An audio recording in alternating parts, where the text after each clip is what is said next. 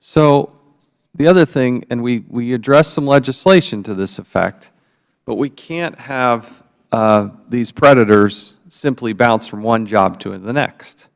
Now, it seems to me that in this particular case, Mr. Beckett, right, is his name, is a small community. They knew what was going on here.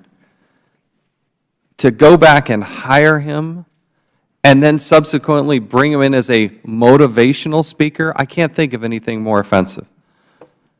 And you have to take a good, hard, deep look in the mirror and figure out what in the world the Department of Agriculture is going to do to make sure that never, ever, ever happens again. You could go down to Office Max or Best Buy and get a piece of software off the shelf and create a little database and say, this is the do not hire, do not interact list. You can do that for about $50, okay? I don't want to hear about any more excuses. And I don't want the Department of Agriculture, well, why don't they blaze the trail? Why don't they, you know, let's actually have them lead in this area rather than deal with this for 40 years. I don't ever want to have to call you up here again, but I do want to know that you're leading the way. But you're not going to prove that until you actually do it.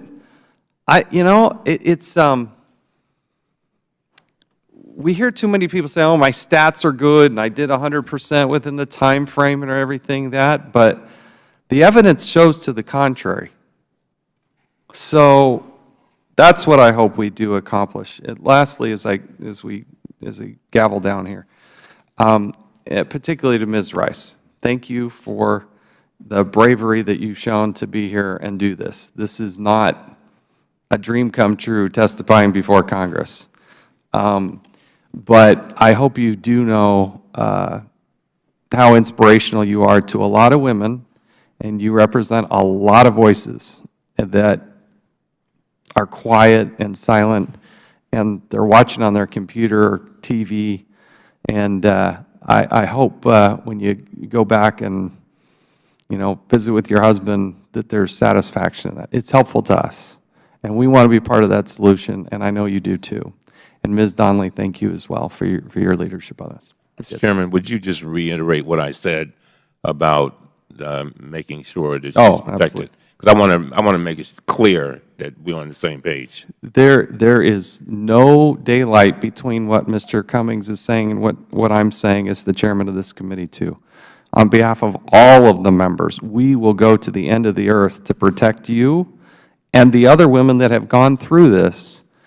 But don't be bashful in picking up that phone and letting us know.